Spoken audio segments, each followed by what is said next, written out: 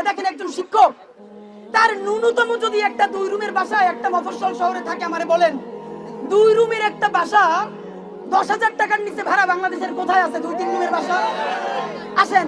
তার যদি 2টা বাচ্চা থাকে, সে যেহেতু শিক্ষক মানুষ, তার বাচ্চাটারে তো সে ন্যূনতম একটু ভালো জায়গায় পড়াইতে চায়। সে এইটা পড়াইতে গিয়া তারপরে বাসায় বাজার কি করে তার কোনো অবস্থা থাকে না। কোন শিক্ষককে আমি গ্যারান্টি দিয়ে বলি, বাংলাদেশের যে দোকানদার ভাইরা আছে মুদির দোকান, তারা শিক্ষকদেরকে মর্যাদা দেয় না।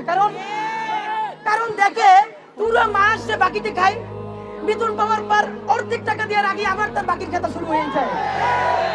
যারা অঙ্ক পড়ায়, ইংলিশ পড়ায় অথবা সায়েন্সের সাবজেক্ট পড়ায়, তারা 5-10টা টিউশন দিয়ে কোনো মতে চলে। এর বাইরে যে হাজার হাজার লক্ষ লক্ষ শিক্ষক যারা ম্যাথ পড়ায় না, ইংলিশ পড়ায় না, সায়েন্স পড়ায় না, তারা কি মাটি খেয়ে বাঁচবে আমারে বলেন?